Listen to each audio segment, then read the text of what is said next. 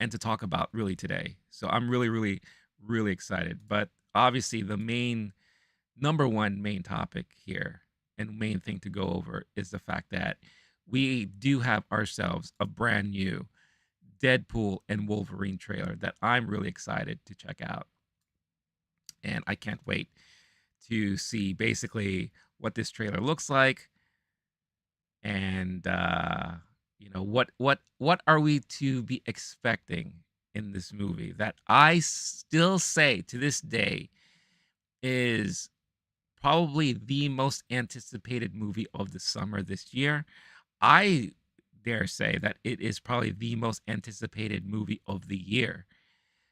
I kind of do my predictions every year where I kind of name the one movie that will stand out above all other movies during a given year. For 2 years in a row, I've been 100% accurate. I've guessed that Top Gun Maverick was going to rule the box office that year it came out, and I was right. And I also predicted that Barbie was going to be the number one blockbuster hit of the year last year, and I was also right. This one will also be that for this year. And given that it's the only Marvel movie we're getting this year, then it has a lot of stuff riding on it. And hopefully it's going to usher us into this new era of the MCU. It's going to open up the doors and the floodgates for mutants and X-Men. They're saying that this is not Deadpool 3. This is not like an official Deadpool 3, that this is more of, think of it like a Hobbs and Shaw when it comes to the Fast and Furious franchise. Think of it like, I guess I would say Civil War, which was supposed to be like Captain America 3, but in all reality, it really wasn't. It was just another side quest with the Captain America moniker on it. So just a lot of interesting things there to really think about when it comes to this movie. And it's going to be, again, a lot of eyes are going to be on it and a lot riding on it. So what we got from the teaser from the first go around looked fun and interesting, and it really felt very Deadpoolish, very Fox movie like, which is great. And hopefully that's really what the movie's going to translate to when it finally comes out. So without further ado, let's check out this new Deadpool and Wolverine trailer here. Brand new full trailer. So I'm really excited to check it out. Let me switch screens here. All right. Let's get ready. Let's go nuts. I told you, you're not welcome here. You're not welcome a anywhere. familiar bar setting. We've seen Logan in many times. Just give me one more drink and then I'll leave. There he is. Hi, Peanut. I'm gonna need you to come with me right now. Look, lady, I'm not interested. A lady. All right, well, I'm sort of on the tick-tick, so upsy daisy. Here we go. Oh, whiskey dick of the claws. It's quite common in Wolverines over 40. You don't want this. Oh, that's interesting. Breath through your fucking forehead. I suggest you reconsider. What era Wolverine is this? This is not Logan, like Last Man Logan, right? I'm about to lose everything that I've ever cared about. Not my fucking problem. Is that what you said when you're? He does look great in that outfit. Is this the Madonna song? Like a Prayer? Wolverine let down his entire world. Oh. Oh, this is an alternate version Wolverine. Okay, I see what they're going with. Want to talk about what's haunting you, or should we wait for a third act flashback? Go fuck yourself. There's the F-bomb. Nice. Yep, I knew it was Madonna. I was like, this is Madonna. Like a Prayer. Oh, he's got golden guns. Love that. Also, I'm going to try to... Oh, Liefeld. Rob Liefeld. Tribute to Rob Liefeld in the back there. With the Just Feet. The X-Men. Also, what? East Side's Pharmacy? Okay. Soaking wet right now. It sucks that they have to have this copyright music going on, but... Ooh, who's that? Oh, man. This looks like a lot of fun. Boys are so silly. Who is that? Am I supposed to know who that is? Is that Ant-Man? Oh my God, it's a dead Ant-Man. Slow motion action And there's Deadpool dog, right? Cool dog, dead dog. Who is that? God, I'm gonna be racking my brain on that. Let's fucking go. They're not afraid to drop. Oh, they're going through a portal. Oh, is that like a... Oh, is Doctor Strange gonna be in this? Want to do some cocaine? Hey, cocaine is the one thing that Feige said is off limits. What about Bolivian marching powder? They know all the slang terms. They have a list. Even snowboarding? Even disco dust. White girl interrupter? Even forest bump. Do you want to build a snowman? Yes. But I can't. Nice. Nice. LFG. Let's fucking go. That's right. Wow. Okay, there's a lot to talk about in this whole trailer. I feel like they dropped a good amount of Easter eggs. I don't think this is the Wolverine that we are familiar with from the Fox universe, from the X-Men movies. This now, I'm starting to feel like this is an alternate reality Wolverine that we're getting here, like another dimension. Also, the fact that we get a portal appearance. So is Doctor Strange going to be in this? It's going to be really him or Wong, right? Because isn't Wong still pretty much the Sorcerer Supreme in the current MCU, right? So a lot of interesting things to really go over when you think about it. So I'm gonna go through and skim through this and just kind of like see if there's anything I can pick up that I may recognize. But obviously, there's going to be a lot of things that I'm not going to know. But this bar setting, I feel like we're back in Canada. I feel like this could be like another bar in Canada or whatever. He doesn't look old enough to be Old Man Logan.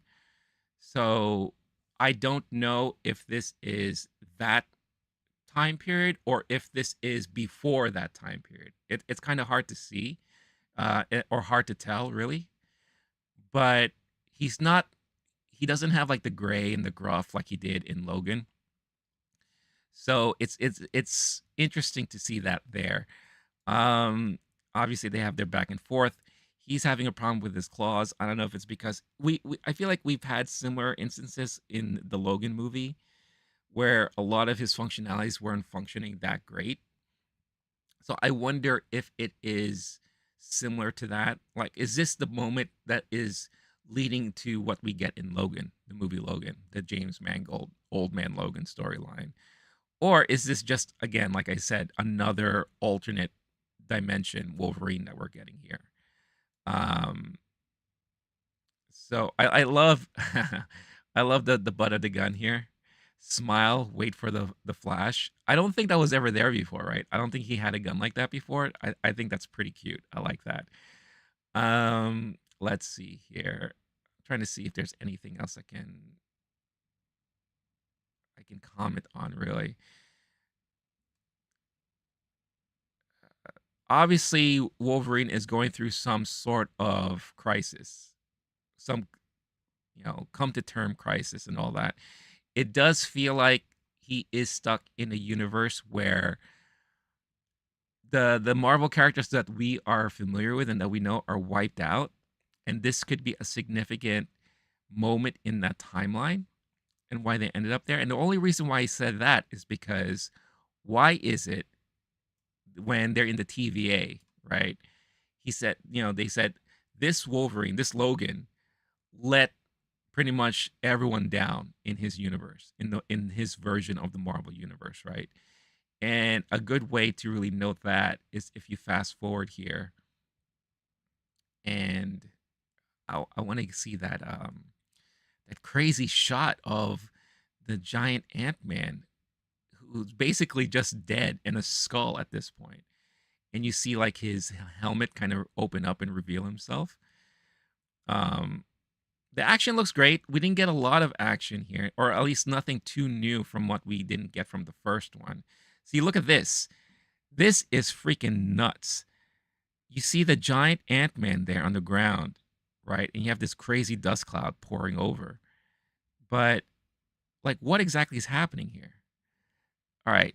this is the shot right here. So this is where you see basically the helmet open up, and you basically see the skull of giant Ant-Man, right? Which is insane. Um, and then I'm trying to see if you could figure out who these people are here, because it looks like we have Lady Deathstrike right here in the forefront here. That, I mean, you could tell by the fingers and all that. That's Lady Deathstrike right there. I don't know if I can recognize anyone else here. In a way, this one here, she kind of looks like Tessa Thompson, but I don't think that's the case. And anyone else, I can't really pinpoint at all. It's also kind of messed up where it looks like they're using his dead corpse as a base of some sorts. Because look how the mouth opens up and they have stairs leading to it. That looks pretty crazy. Like, for me, that looks really insane. That looks so nuts right now. But yeah, the dead corpse of Ant-Man is being used as some sort of base or hidden fortress or something of the like. So that's really, really fascinating there. You get a lot of these like quick moments here. You know, you get a shot of the Deadpool dog, which is kind of cute. I like that. It looks very Mad Max-ish, like Mad Max-like. Hold on, I'm gonna play a little bit here. I mean, look at that. This is crazy. And again, it's hard for me to determine or decipher what storyline this could possibly be borrowing from the comic books. Because I'll say this, I'll be completely honest with all of you guys right now. I am not 100% so familiar with the Deadpool comic books at all. I just know what my friends have told me and the little bits I've read. So I feel like this was already after my time collecting and reading comic books. So I don't know what kind of storyline this could be borrowing from. However, I'm just really curious as to who this lady is. Like, I don't know if I'm supposed to know. Like, obviously I believe it's a she, right? It's either she has the ability to control you with telekinesis, or is she like a Magneto and she has the ability to control based off metal, right? So I don't know. It's kind of hard to kind of determine all that. But whatever's happening here, and look, they're jumping through the portal right out of the damn eye socket of Ant-Man, the dead giant Ant-Man. And who knows what time frame they're going into, or what dimension they're going into, what multiverse they're going into. But maybe they're going to go into the version that we are familiar with, and then that's kind of going to be like their introduction to it all. Be like, hey, here we are, we're here now, all that stuff. I love this conversation here. First of all, I have always loved this actress. She's also in Fallout, at least in the first episode of Fallout, from what I saw.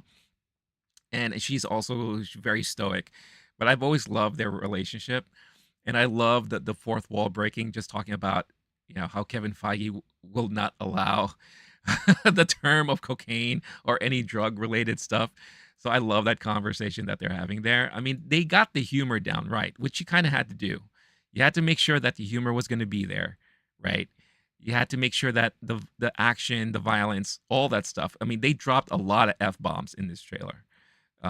More like mainly from Wolverine himself, which is great. Which, you know, he should be able to do those things and say those things. But I'm very curious who this person is, who this woman is.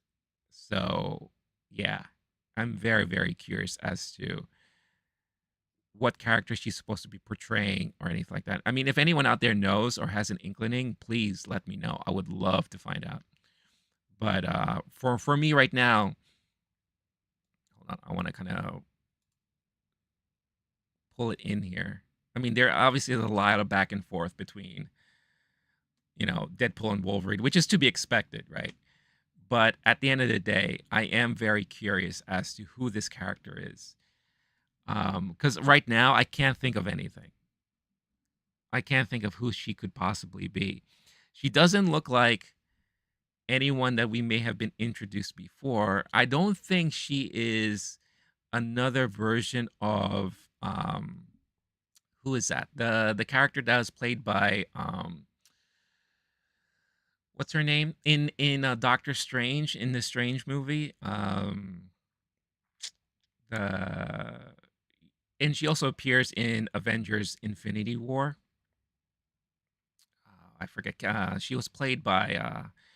Wow, her name really escapes me right now. But if you know who I'm talking about, you know who I'm talking about. I don't think this is a version of her, but I honestly don't know. I can try looking up the credits to see if that would be mentioned at all. But yeah, overall, this is a great trailer. It's exciting. It's really really exciting. And it's gonna be a lot of fun. And I think it's gonna please a lot of the Marvel fans out there. And I'm just hoping that it's gonna usher in a new phase that we've been dying for, and that's basically we need mutants, we need the X-Men, we need something new. You know, we need something to kind of refresh the universe and refresh what's going on right now. And this could possibly be that movie to do it. But yeah, so I'm curious. You know, like I said, at the end of the day, I'm always curious what you all think about this stuff because it's very fascinating stuff. And out of all the movies that we're getting this year, and we are getting a lot of movies here this year, this is the only, I guess, real comic booky type superhero movie that we're getting that a lot of people are excited for. So I'm very curious as to how this will perform, how the excitement level is like.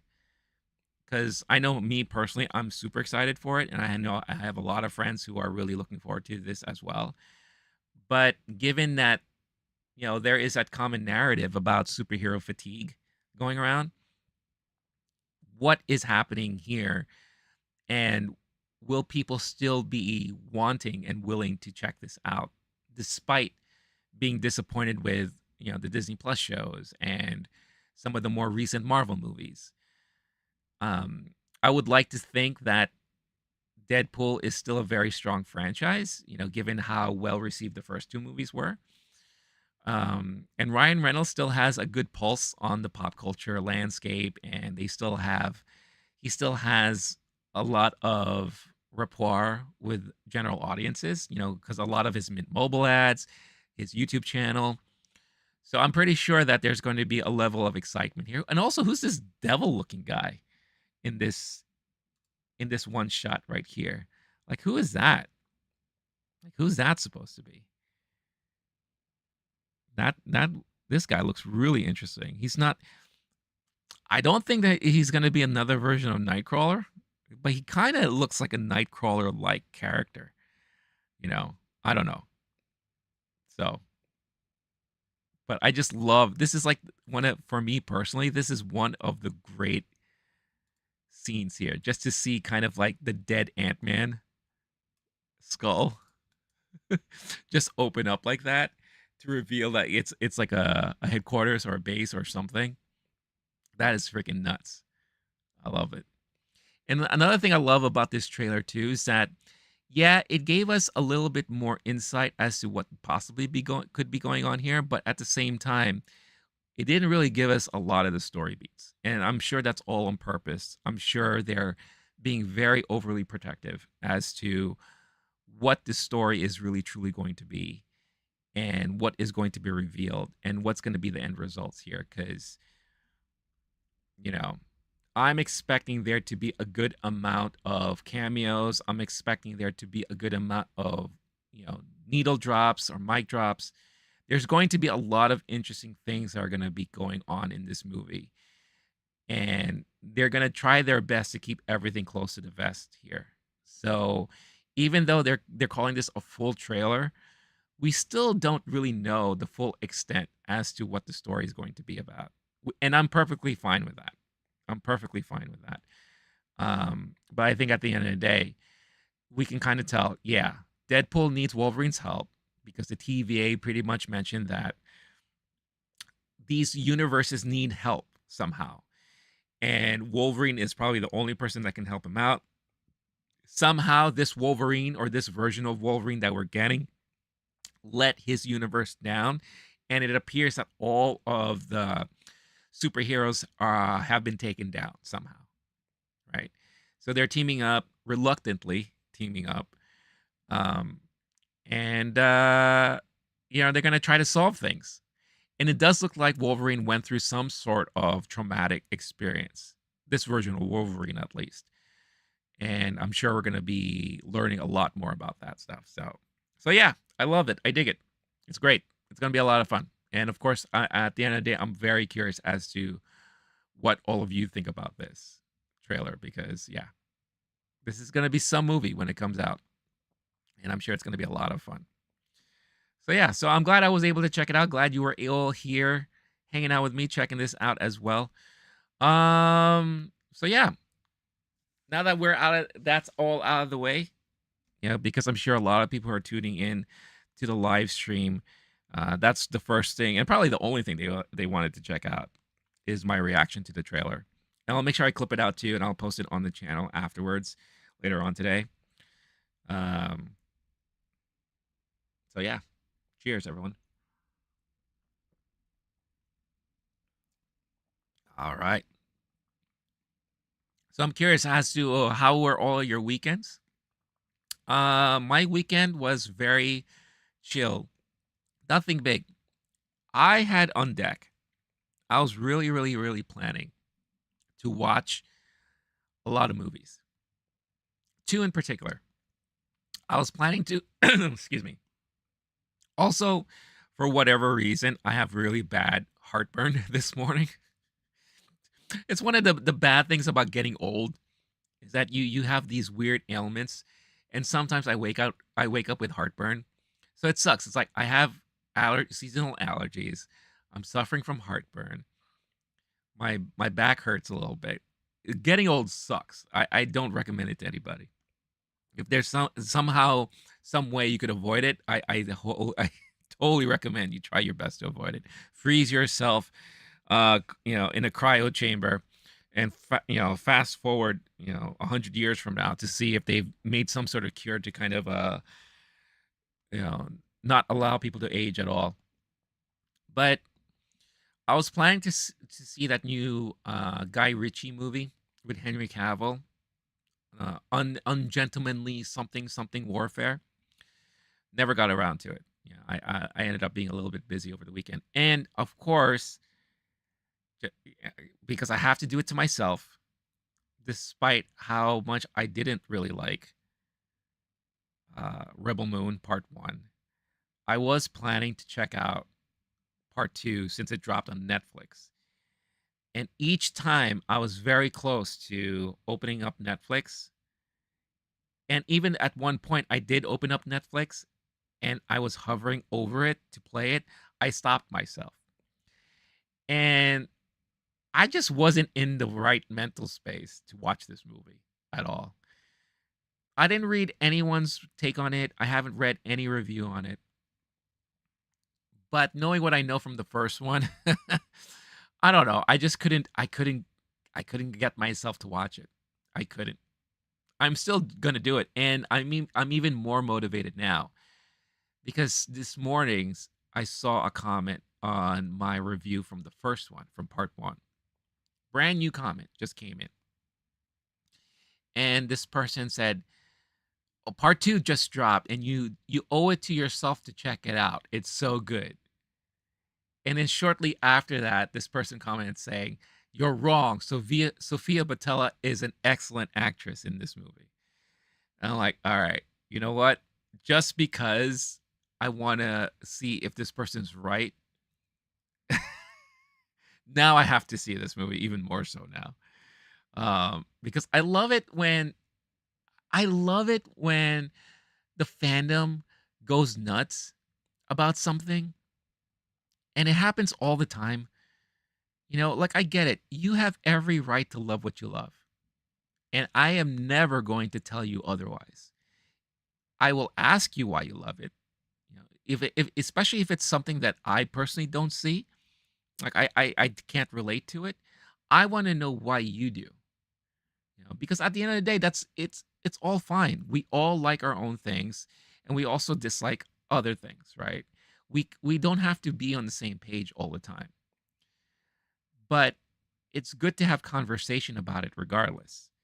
And one of the things that I always try to do is that if someone says that something I like, they don't like, well, why is it you don't like it? And the same thing goes, the opposite way, vice versa.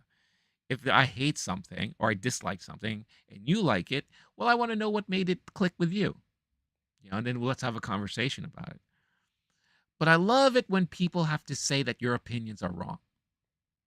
My opinion was that Sofia Boutella is a good action actress, meaning when it comes to stunts and action scenes, she does extremely well, and I like seeing her in those things. Anything outside of that, I don't think she's a good actress at all. I don't think she can handle dialogue right. I don't think she has this presence on screen when she's not kicking ass to be considered as a good actress. There are certain boxes she doesn't tick for me. So when I said in my first review of part 1 was that I don't think Sofia Boutella was the right choice here to be like the leading woman of this franchise. Because outside of looking awesome, doing her stunts and fighting and shooting and all that stuff, whenever she had her moments where there was supposed to be emotion involved or having dialogue, it just never worked for me. Never worked for me. And that was just my feeling. But you can't say that I'm wrong. It's my opinion. That's how I feel. If you loved it and it worked for you, then that's awesome. Let me know why it worked for you. What was it about her performance that really drew you in? I mean, that's what I would love to know, because for me, it didn't work. So I love it when people comment saying, "You're wrong." Like, I can't be wrong. It's my opinion. There's no such thing as a wrong or right opinion. That's why it's called an opinion. So for some reason, I have the fire in me now to to pretty much watch this damn movie and to really see, is it better than the first one? Is it worth my time? Or is it going to be one of those things where I'm just like, what the hell am I watching again? Bunch filled with slow-mo and all that stuff. And it's going to be like, oh, here we go again. But regardless of what I watched over the weekend, obviously this is the moment of the stream here where every Monday I like to go over the box office numbers. So without further ado, let's talk about box office. Box office breakdown. Box office breakdown. Let's go. All right. So I am here, and I'm hoping that all of you watching on Shorts will have a chance to be able to see this as I pull up the weekend box office chart here from The Numbers. The Numbers is always my go-to website when it comes to all of these things box office related that I like to talk about. So since I didn't stream last Monday, I never had a chance to talk about Civil War. Civil War was an interesting movie that released by A24 that weekend. I personally enjoyed it. I loved that movie. I think it's Alex Garland's best movie that he's ever written and directed. And I mentioned this before, if this is indeed going to be the last film he's going to direct ever, or at least for the foreseeable future, then it's a perfect one to hang his hat on. I think it's a perfect one to kind of like say, this was my final film that I directed. He's not retiring. He's going to be writing more. He has always been a writer. So I love that, and we'll look at the previous weekend real quick here. The previous weekend, basically, it opened up with 25.5 million domestically here, claiming the #1 spot. And it ended up becoming A24's best opening weekend for any movie that they put out there, which is fantastic. I love hearing that. A24 is one of the studios that I always thoroughly support. I always stand behind. It's probably one of my favorite studios of all time. Over like Warner Brothers and Disney and Paramount, all of that stuff. A24 is by far my favorite because I love the risks that they take on their movies and the creative behind it. So I love that it achieved that accomplishment. Now for its second weekend, for it to remain #1, I find that extremely fascinating. and kudos to them for this movie, and to Alex Garland and Civil War. So Civil War ended up again #1 in the box office, pulling in $11.1 million, beating out new releases Abigail, the latest horror movie from Universal, and The Ministry of Ungentlemanly Warfare from Lionsgate.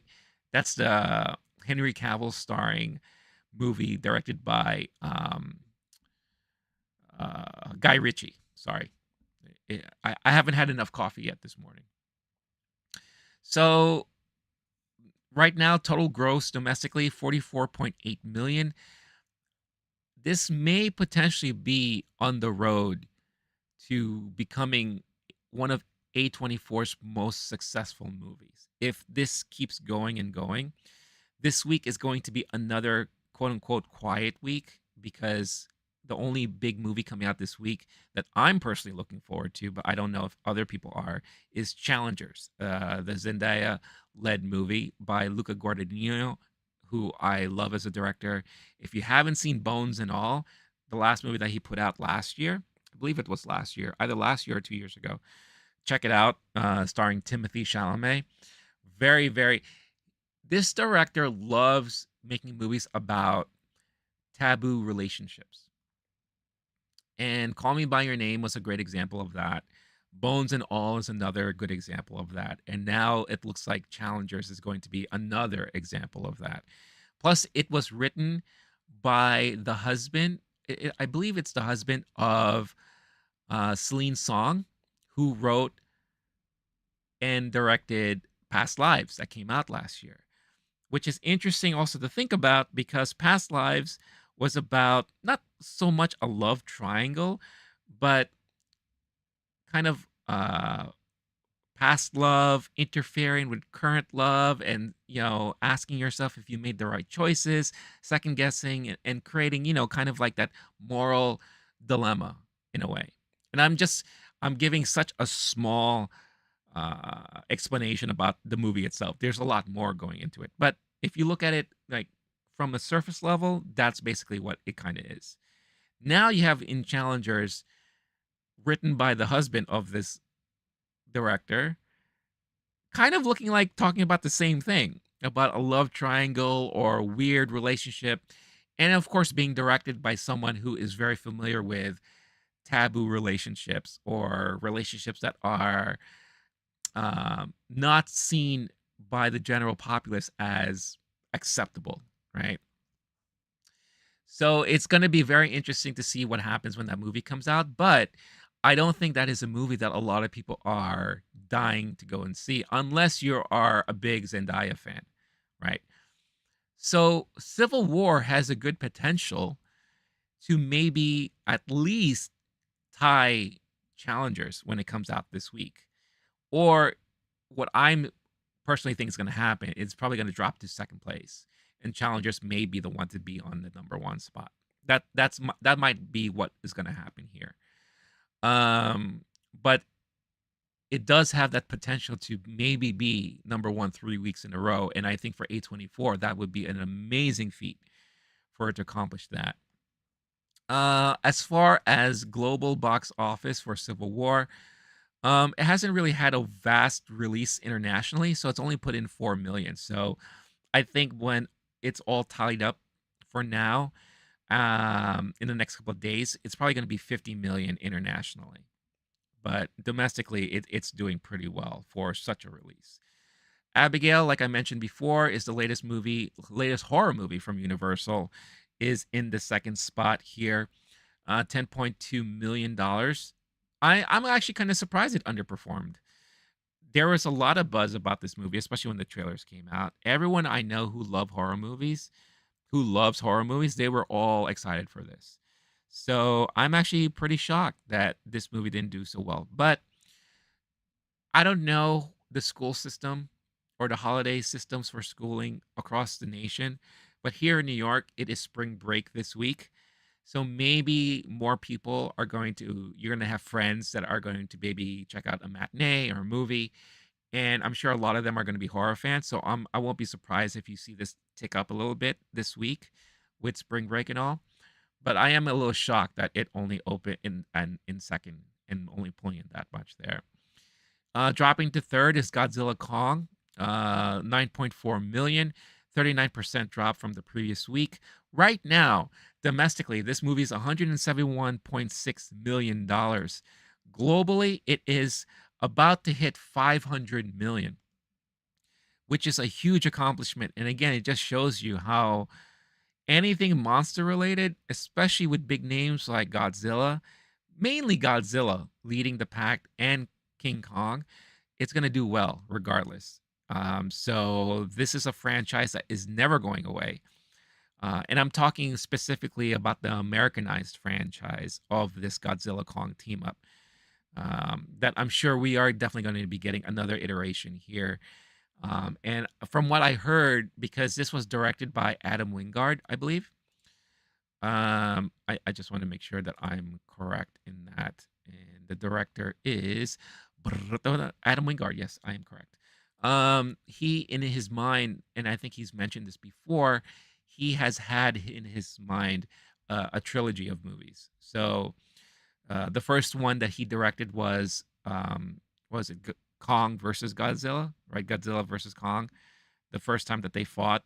Now this buddy team up. So I don't know what he's going to have for the third one.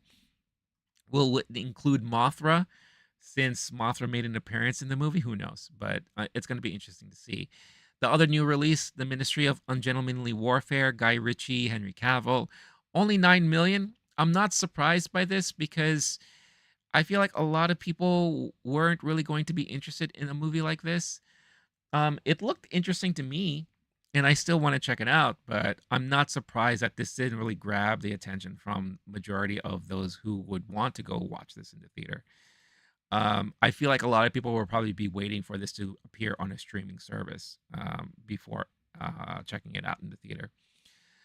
We have an anime release from Crunchyroll, Spy X Family, Code White, 4.8 million, coming in fifth place there. Dropping to sixth, Kung Fu Panda 4, 4.6 million, about 180 million domestically, and I think worldwide it's pretty good, 480. So it's about to hit 500 million worldwide. So this is another franchise that is not going to be going away anytime soon. Let's talk about Ghostbusters. Ghostbusters Frozen Empire went from third to seventh, dropping 24% from last week, which already dropped 65+% from the previous week before last week. Only pulled in 4.4 million in its third week in release. Now think about this. Domestically, it's made 102.9 million. All right. Globally, 176 million. I don't consider this a success for this movie. I do not. Because at the end of the day, if you think about budget and marketing, which includes a lot of tie-ins and deals, it's performing well under what it should. Well under what it should. I don't think they're going to give me the full financials here, but let me look it up real quick, just to kind of give an idea of where this movie really should be. So Ghostbusters Frozen Empire budget. All right. So reportedly, or we're just speculating here, from what we know, the budget for Frozen Empire was $100 million, which does not include marketing at all. Now, every time you hear something like this, the one thing to always keep in mind is if a movie costs $100 million to make, it needs to double that when it comes out in the box, when it comes out in theaters. So this movie had to have made 200 million, but really realistically 250 million if you throw in the marketing budget, advertising, tie-ins, all that stuff. The fact that it hasn't even hit 200 million yet globally is a problem. And week after week, it's earning less and less money. So by the end of its run, it may barely hit 200 million. I personally think it's going to come in under 200 million. Maybe when it finishes its theatrical run, it may be at 185 or 190 million. That's my guess. And that's globally.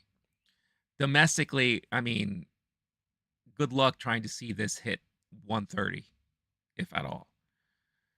So I would consider this to be kind of a failure for Frozen Empire. And I hate saying that because I am a huge Ghostbusters fan. I love Ghostbusters, but this was not the movie that I think they needed to come back with after the success of Afterlife. It was, and again, I've already gave my review on the movie and my thoughts on it all, and I know there are people who defend it and who love it, but it was just not a well-written movie. And they had way too many people in it. Way too many people. And one of the reasons why I'm going off on this too is because I saw someone on Twitter or X or Twix, I should say. And they were posting their own update on the weekend box office for Ghostbusters, right? And they're calling it, they were saying like, oh, it's 175 million globally. It's doing really well. And I'm thinking, how can you think that this movie is doing well with only pulling in that much revenue? And even someone commented on this person's post saying that when you tie in the marketing, this movie is actually bombing because it's not anywhere near where it should be making. And of course, he came back and said, I think a lot of people put a lot of emphasis in marketing budgets, but I think that's all, bullshit. I think people blow it way out of proportion. I personally don't think so. And of course, when I looked more at the profile, oh, this guy's a Ghostbusters fan. Everything that he does and posts is Ghostbusters related. So I'm like, of course he's going to defend Ghostbusters. What's wrong with me? I'm stupid. I should have known better. You blew it! Right? So, whatever. But it is unfortunate. I don't think, I'm going to be perfectly honest here, I would be really surprised if we see another movie made. I think the best approach here, and I've already said this multiple times before, is the best approach here is to now take this from the theater and put it on a streaming service. Since this is very much within the world of, I believe it's Paramount, maybe Peacock or something. Team up with something. There's a lot of rumors going around that Sony is putting in a bid to maybe merge or purchase Paramount. If that's the case, and this is a Sony product, then on Paramount Plus, create a series of Ghostbusters. And you can have these people in it. You can have, Phoebe and Podcast and, the mom and Paul Rudd. Have them still do their thing. But I don't think it justifies doing movies anymore. Because it's not that the interest isn't there. Is that if you're going to constantly have writing that's is what we got, if you're going to have that kind of quality of writing, then I think at that point, you just make it a full-length series. That way you can elaborate more on things and you can have things marinate and kind of simmer more. Because if you're trying to do all of these things that they tried to do in this movie in under 2 hours, things were moving like this. And I was just like, wait a minute. So this guy's here now, but why? Why is she this, like that? Why? How come they're now Ghostbusters? We don't get an explanation about that, and everyone's okay with that? Like, it wasn't enough. So it's just really, really interesting to see where this franchise is going to go from here. Coming in 8th, you have Dune Part 2. I'm surprised that this thing is still doing well. It's 2.9 million. Because now you can rent it or purchase it digitally online. So I'm expecting this number to constantly keep falling week after week. Let's look at the global numbers here. 695 million. Yeah, so I think my prediction of it not reaching a billion is going to be very accurate. It may actually come in shorter than I thought it would. I thought it was going to maybe globally come in like around 800 million. It doesn't look like it's going to even do that. So, but still, at the end of the day, this is a very successful movie. I know they already greenlit part 3. I know they're working on it. They're writing it now. We just don't know when we're going to get it. Because Denis Villeneuve said, he was going to do it, but it had to be right. So it might take some time. We'll see. Um, let's see here. What else? We have Monkey Man coming in ninth, 2.2 million, 21.6 million overall. A little disappointed in this one. I thought this was going to do much better. So I am a little disappointed that not a lot of people went out to support this movie. I will say, though, this is probably going to get a lot of play once it hits the streaming service. If this lands on like Netflix or Prime or even like Max, you're going to see a lot of people finally watching it. And they're probably going to say, oh my God, it's a great movie. I don't know why I didn't see it. Blah, blah, blah. And coming out and rounding out the top 10 here is The First Omen, 1.7 million, 17.7 million overall domestically. Other things to note here as far as releases are concerned, Sasquatch Sunset has been in theaters now for 2 weeks, but this past weekend it finally went nationwide. So that's why you see the huge uptick of theaters that it's now included, but it's not doing that great. I'm not expecting a movie like this to do well. But I encourage you, if you like offbeat movies, especially like comedy movies, if that is your bag, check this movie out. Do yourself a favor because this movie, for me right now, is probably top 5 movies I've seen so far this year. It was hysterical. It was over the top, very absurd at times, but it's my bag. I love movies like this. You cannot recognize Jesse Eisenberg or Riley Keough in their roles because they're in full makeup. But it was just a very interesting and fascinating movie. And like I said, if those movies are your thing, you owe it to yourself to check it out. It is definitely a movie that I love. Late Night with the Devil 2. It looks like it's going to eventually end its theatrical run here, probably by the end of this week, because now it's available to rent and purchase digitally. This has pulled in worldwide overall 10.7 million, but it does look like a movie that was done on a very, very small budget. Let me see here. Late Night with the Devil. Let me see if there's any budget information online here. 10 million. So I would have loved to have seen them make more if that's the case. But there was hardly any marketing involved in this movie too. So if anything, they're probably at best going to break even. But this was a very small budgeted movie. It's playing on Shudder too, so it is like on a platform that a lot of horror fans are members of.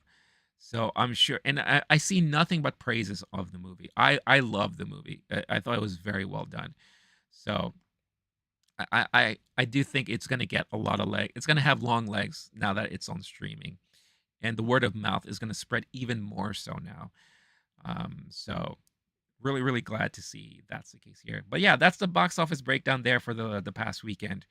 A lot of interesting stuff. And again, like I said, this week is going to be a little bit quieter as far as movies are concerned, unless you're a big Zendaya fan because you got Challengers coming out. And me personally, I am really looking forward to it. In fact, they're having an advanced screening for it tonight, and I'm going to be checking out tonight. So I'll definitely be able to talk about it on the channel soon. So as always, best way to find out about the movie and things and my reviews and all that is to make sure that you are subscribed with notification bells turned on so that you'll get notified every time a review, a video, or even anytime I go live. All that good stuff. All right.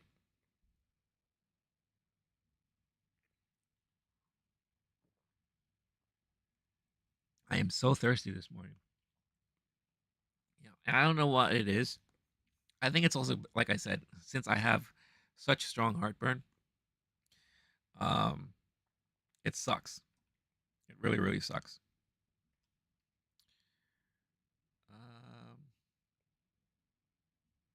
Give me 1 second here.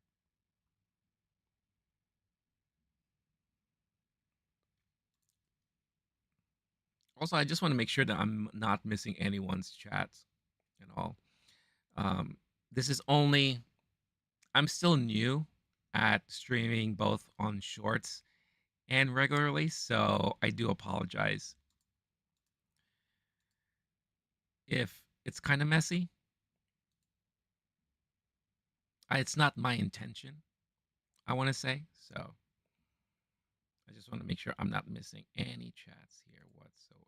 So give me 1 second. I apologize. Okay, it doesn't look like I'm missing any chats, so that's a good thing. Everyone's just being very quiet this morning. It's all right. It's Monday. I get it. All right. So big news drop on the 19th. The 19th was Friday. I don't know what it was about Friday. There was something about Friday that, for some reason, that was like the day that major YouTubers or YouTube channels decide to make huge announcements. On Friday, when I was live, I talked about Watcher and them announcing that they were leaving YouTube and they were creating their own streaming platform that is all Watcher centric. And I talked in depth about that on Friday's show. And throughout the weekend, I was seeing more and more people talk about it, and a lot of people are bashing them all over the place. All over the place. And it sucks. I mean, I love those guys. I also do agree that, and I do feel that they're making a huge mistake. But people were just bashing them in the comments of the video that they put out. A lot of people were not being very kind. It was amazing. It's like the best way to have your fan base turn on you is to make an announcement like that. That one of the comments, and it makes a very important point. What's going on, KD? Skibidabidi, skibidabidi, skibidabidoo. If that's what you're trying to say there. One of the funny comments said, "You always talk about building your community, and you're so thankful and grateful for your community. And then you announce that you're abandoning your community by leaving the platform and starting something else." I mean, it's rough. It's rough. But I get it. I understand too. So it was just it was just amazing to see the backlash from those guys. And I don't know. We'll see. I mean, like I said on Friday, I wish them the best. I don't wish anything, no ill will towards those guys. But I do think they're making a big mistake, because it's hard for me as a fan to justify paying what, $6 a month for another streaming service just for you guys, even though I don't watch everything you guys do, right? Or what, $60 a year? It's very hard for me to justify that. Just for what, two things that they do that I like watching, and one or two things I like that I watch on occasion that they do. And I mentioned this, at the end of the day, it boils down to overhead. When in the video they were talking about, they went from a team of like four or five people to now 20 plus people. Why do you have so many people working with you? That's too much. And I get it. Their videos are very highly produced, but it doesn't have to be.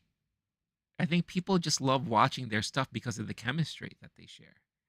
At the end of the day, that's really what it is. So it's going to be an interesting thing to see what happens when in a month or 2 months, 3 months time, to see where everything's going to be with those guys. I do think they're going to start doing more stuff on YouTube again eventually. But yeah, I don't know. But outside of that, I didn't even know that this was posted online. But separately, Norman Caruso, the game historian, a channel that I have followed and loved for a very long time. This guy makes amazing documentaries, videos on certain moments in time within the gaming history, video game history, the pantheon of the video games market. He's done a lot of great videos on a lot of things that I really thoroughly enjoyed. And his stuff has gotten more and more intense when it comes to production and quality. I know he works with his wife a lot. I believe he does the writing and the production work. I believe he also does the editing, and his wife does all the proofreading and other things. Now, I know he also hires artists to do a lot of the animations and some of the graphics. But in his latest video, which basically covered the entire history of the Oregon Trail, he actually had live interviews, which he doesn't normally do. So he had the creators of the Oregon Trail doing full blown interviews in this video. And this video was like over an hour long, hour and a half long, and very well produced, very well done, very heavily researched. I watched it over the weekend. It was on my queue to watch for a long time, and I thoroughly enjoyed it. Very well done. But I had no idea that he posted something on Twix about his future. So I was really surprised to see this, and it's a long post. But basically, at the end of the day, he's taking a step back. And he said he's not leaving YouTube, but he's no longer focusing on YouTube as his primary source of income and career. It sounds like he wants to explore other things.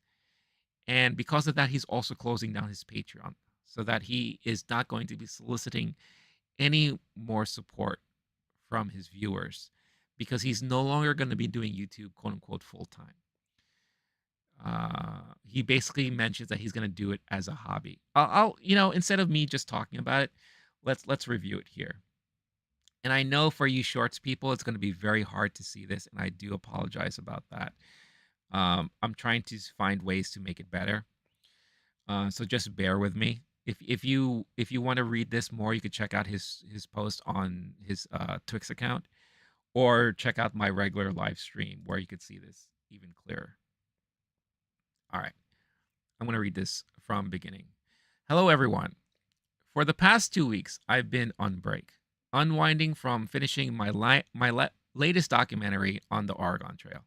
I have to admit, it has been nice. I played video games for fun, not research. I worked on some tasks around the house. My air conditioner needs a cleaning real bad. I've gone on long walks with my wife, Kristen, and I picked up woodworking projects I had abandoned a few months ago. During this time, I've also been reflecting on my life and thinking about the future of gaming historian. While I still enjoy making the show, it consumes most of my life. Whenever I finish up a big project, the immediate thought in my head is, okay, next video. I'd like to get back to that feeling of wanting to make a video rather than having to make a video. There are also other things I'd like to pursue and accomplish, and I don't feel that it's possible while making a YouTube show full time. So I've made the tough decision to permanently take a step back from gaming historian. There's nothing sinister behind my decision. I just felt like it was the right time. Because I will no longer be producing the show full time, I will be shutting down my Patreon effectively May 1st. I first launched the Patreon back in 2015 when I made gaming historian my full-time job. It was a huge help toward not only financial security, but elevating the production level of my content. But since YouTube will no longer be my full-time career, I'm not comfortable collecting donations anymore. If you'd like to continue to support the show, the best way you can is to simply watch the videos on YouTube. I also plan to stream on Twitch from time to time, so I hope you'll pop in and say hello.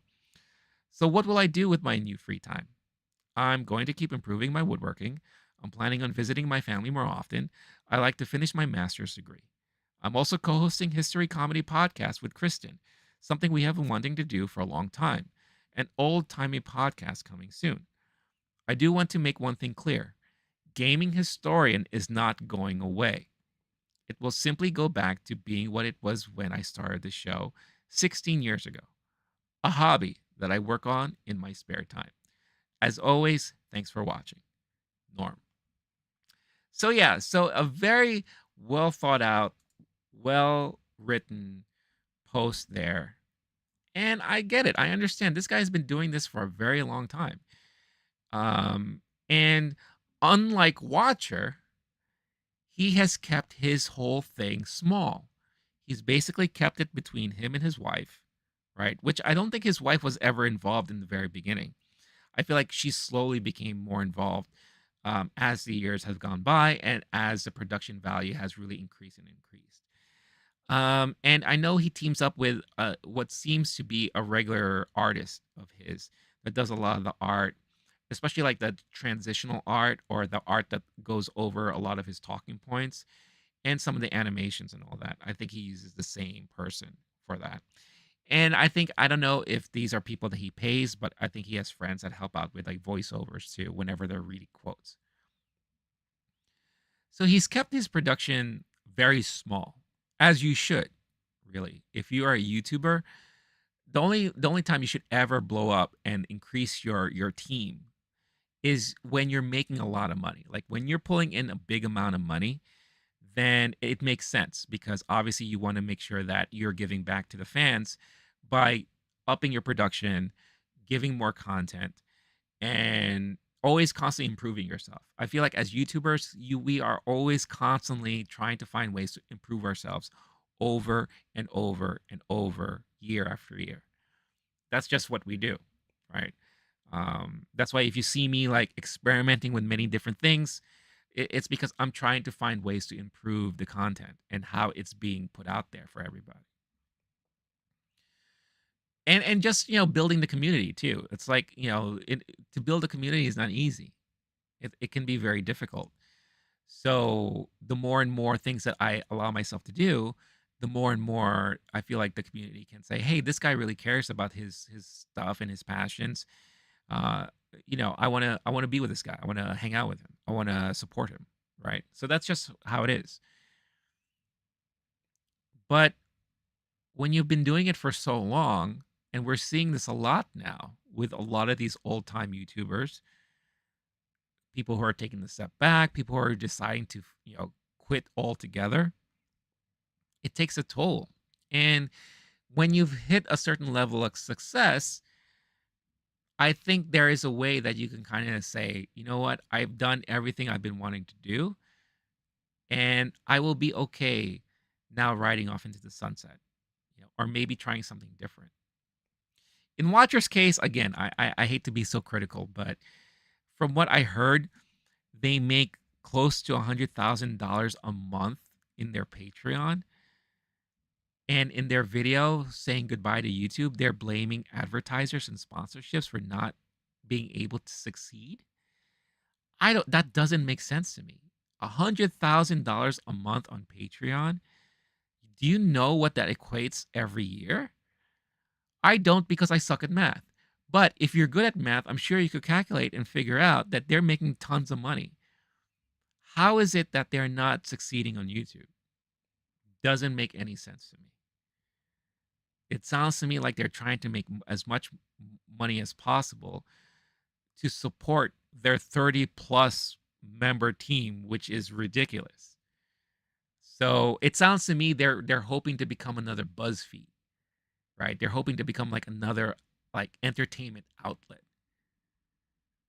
In Norman's case, he is doing everything on his own and he's been very successful at it. But, he's still kind of young, so I'm assuming that there's just a lot of things that he wants to do. And of course I wish him the best. It's going to suck to not rely on a gaming historian video to come out as frequently, but you've noticed that they've kind of been trailing off a little bit. I remember there was a time we used to get a brand new video every month, and now it seems to be like every several months. Sometimes sometimes we'll get like 2 or 3 a year, and it's because there's so much work and effort being put onto every video that he does. So yeah, I feel like, when you have him, Watcher, Scott the Woz recently said that he was taking a step back a little bit because he's doing too much. Um, this other YouTuber decided that he's going to quit altogether. We're hearing more and more a lot of people making these type of announcements, and the common thread here is that these are a lot of the early YouTubers that's done this stuff from the very beginning, and now they're getting to the point in their lives where it's just like it's either they can't keep up, or they're finding themselves a little bit irrelevant in this space, or they've had enough. They've done all they can, and now it's time to do other things. A lot of these people now have their own families, and they want to focus on their families, and I totally can understand that as well. Being a YouTuber is almost 24/7 sometimes, and it sucks. It's not for everybody. That's why you see a lot of people, they can't hack it after a while, because it is too much to kind of keep up with. So, look, at the end of the day, I wish him the best. I really hope we get to see more content come out from time to time. That would be awesome if that would be the case there. But yeah, gaming historian, not RIP, just we'll see you when we see you, and that's the best way we could say it and put it there. All right, so that was huge, and I'm glad I was able to talk about that. I'm trying to see some of the other related news here. Oh, this was interesting too, and I didn't know that there was a problem here until I read a lot of things that kind of came out over the weekend. So Blair Witch, interesting. The Blair Witch franchise is an interesting franchise because it was a franchise that was born from an independent horror film done by these, I want to say, group of 3 or 4 people, and it's what really spearheaded the whole found footage genre in horror. And it was done on a very low budget, and it was done really well. I think the brilliance of the Blair Witch was creating this kind of guerrilla marketing plan where they created a website which chronicled a lot of the kind of findings and history behind the Blair Witch and this team that went missing investigating the Blair Witch, and everything that they were documenting and everything that was done, all the news reports and all. They made it feel and sound like it was something that was real, that this was really something that happened. And this was early days of the internet too, so there was like no fact checking. There wasn't anything that you can like do more investigations of, or there wasn't any like video leaks or photo leaks or anything like that. A lot of times when we read stuff on the internet, we almost took it to heart every time until we realized that the internet can't be trusted for the most part. But it was done so smart that when it came to the time to watch the movie, it made it so scary seeing what happened. Because in our minds, we're thinking, wow, this is real. We're watching something that actually happened because this is the found footage of what happened. But of course, we know that it was just a movie and all. It's just more the tone and the feeling that we got out of it. Now, I know a lot of people who saw it too, they said they didn't feel it. But I think a lot of people who came away not being so frightened by a movie like this is because they saw it way after the hype was already said and done. Like if you saw this before it like went nationwide, before it had like a wide release, if you saw it, like I saw it at the Angelica Film Center in Manhattan, here in New York, the week it was first available to watch. I went with a bunch of my friends, and just like a lot of people at the time, we did all the reading online. We were speculating this and that, and we went into this kind of blind, not really realizing like exactly what we were going to get ourselves into. And it scared the living bejesus out of me and some of my friends there. We had one friend that wasn't. I remember when the movie ended, he stood out and he shouted out loud like, uh, "This is what I was waiting for," or "This is this is what I paid blah blah for," or he said something along those lines. Basically, he was disappointed, but the rest of us we couldn't stop talking about it, right? And then they went away from that formula in the sequel, and it felt more like a movie, like a movie, and it didn't have that kind of in real life feeling anymore. And they've tried to bring it back multiple times. They tried to, you know, refresh the whole Blair Witch thing. They made a video game out of it. So I feel like every time they're trying to see what they can do with this franchise. What I didn't realize is that every time they tried to do something, they never really, I guess, included or consulted the original team that created the first one. And I didn't know about that until this article was released over the weekend. So basically, it says here, and again, I do apologize for those watching on shorts. It's going to be a little bit hard to see this, but just bear with me here. I'm here on The Hollywood Reporter. Original Blair Witch cast asks Lionsgate for retroactive residuals and consultation on future projects. The directors and producers of the 1999 horror sensation also shared a statement in support of the cast. "We believe the actors deserve to be celebrated for their enduring association with the franchise." All right. Give me 1 second. All right. The stars of the Blair Witch Project have come together with a public proposal to Lionsgate after the studio recently announced a partnership with Blumhouse for a reboot of the 1999 horror sensation.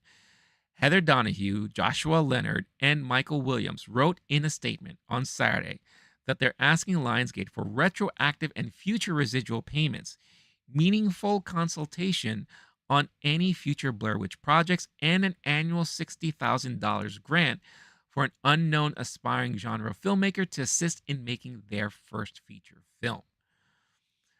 Why does this sound like a shakedown? It kind of sounds like a big shakedown. I don't know. So, but if these names sound familiar to you, Heather Donahue, Joshua, Michael, these are the same people from the original Blair Witch. So not only did they produce and direct it, but they starred in it too. You'll remember Josh was the one who went missing, and I believe he was the one that we saw at the end of the movie staring into the corner. So interesting there. Here's another quote here. "Our film has now been rebooted twice. Both times were a disappointment from a fan box office critical's perspective," they wrote in part. "Neither of these films were made with significant creative input from the original team. As the insiders who created The Blair Witch and have been listening to what fans love and want for 25 years, we're your single greatest, yet thus far unutilized secret weapon." The trio's post also had a statement from the directors and producers of 1999's Blair Witch Project, including Eduardo Sanchez, Dan Merrick, Greg Hole, Robin Cowie, and Michael Monello. "While we, the original filmmakers, respect Lionsgate's right to monetize the intellectual property as it sees fit, we must highlight the significant contributions of the original cast, Heather Donahue, Joshua Leonard, and Mike Williams," the statement read. "As the literal faces of what has become a franchise, their likenesses, voices, and real names are inseparably tied to the Blair Witch Project. Their unique contributions not only define the film's authenticity, but continue to resonate with audiences around the world." Article continues to say, the statement continued, "We celebrate our film's legacy, and equally, we believe the actors deserve to be celebrated for their enduring association with the franchise." A spokesperson for Lionsgate had no comment. So it goes on to keep saying about, the Blair Witch Project, initially released by Artisan Entertainment in 1999, which Lionsgate acquired in 2003. That's how it became under Lionsgate's ownership there. So Lionsgate did not produce or distribute the original movie. Earlier in the week, Leonard was among the cast and crew members from the original film who shared their frustrations over their lack of involvement in the future of the series.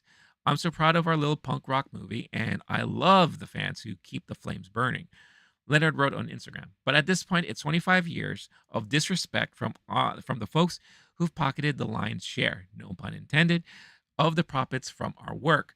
And that feels both icky and classless. The full statement from Donahue Leonard and William follows. All right, and this is basically, and I believe this was the full statement that was posted on social media. Our asks of Lionsgate from Heather, Michael, and Josh, stars of the Blair Witch Project. Sorry, I want to correct myself. I said that they started it and wrote and directed it. That I was incorrect about that. Obviously, the more I read about the article, the more it was clear that that was wrong. So I want to apologize for that. Number 1, retroactive plus future residual payments to Heather, Michael, and Josh for acting services rendered in the original Blair Witch Project, equivalent to the sum that would have been allotted through SAG-AFTRA had we had proper union or legal representation when the film was made. Number 2, meaningful consultation on any future Blair Witch reboot, sequel, prequel, toy game ride, escape room, etc., in which one could reasonably assume that Heather, Michael, and Josh's names and or likenesses will be associated for promotional purposes in the public sphere. Note, our film has now been rebooted twice, both times with a disappointment from a fan box office critical perspective. Neither of these films were made with significant, this was already something that I read before. Number 3, the Blair Witch Grant. This is where it sounds like this is a shakedown right here. A $60K grant, the budget of our original movie, paid out yearly by Lionsgate to an unknown aspiring genre filmmaker to assist in making their first feature film. This is a grant, not a development fund. Hence, Lionsgate will not own any of the underlying rights of the project. Okay. I always support the actors, creative, writers when it comes to any intellectual property. I believe if they do something out there that is being enjoyed, entertaining people, and making money, they should get a cut. Everyone should be involved in that. However, this is going to be my quick hot take on this. It sounds to me, because of improper, I guess, foresight, improper tutelage, improper management of how they put together this movie, they are now backtracking and looking to be now included after the fact. Now, the reason why I say all that is because just reading all this stuff, this movie was an independently done movie. And it sounds like they got backing from Artisan Entertainment. They did their movie. Doesn't sound like any of the 3 stars had any memberships with SAG-AFTRA.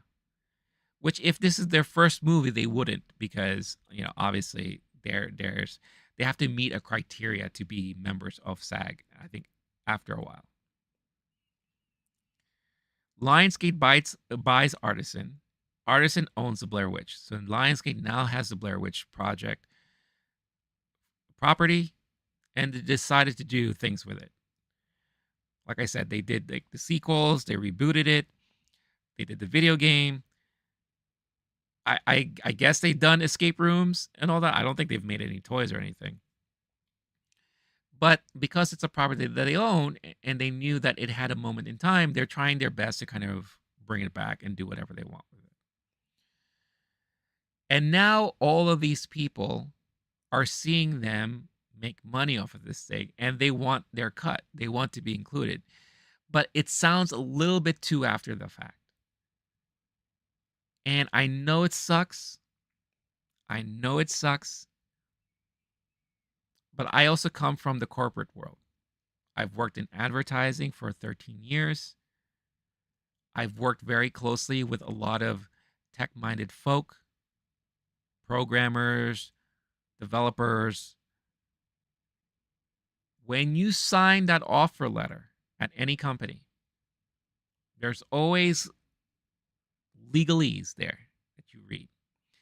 And not every company is the same, but the language and a lot of the things that they cover are almost, you could find them in almost every company situation, especially if you're a creative person, or if you are a tech person, if you are a programmer, a coder, a developer.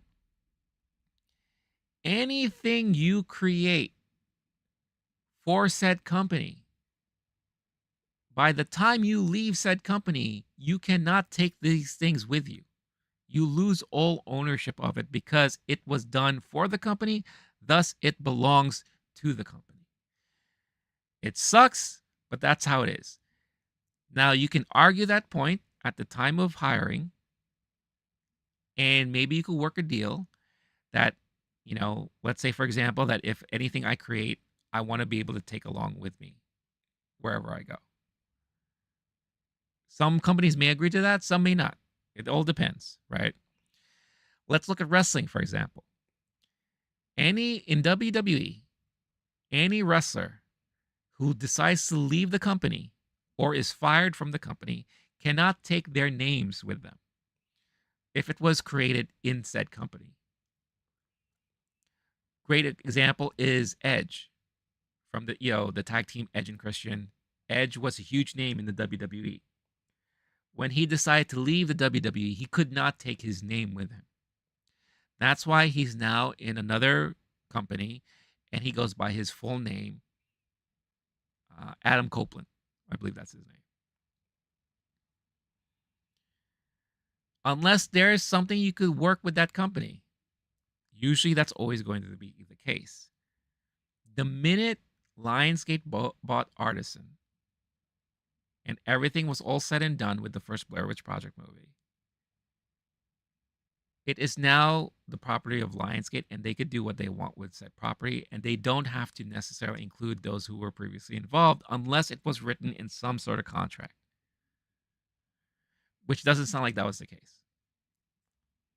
So this does sound a little bit way after the fact, and it does, I hate to say it, it sounds like a shakedown.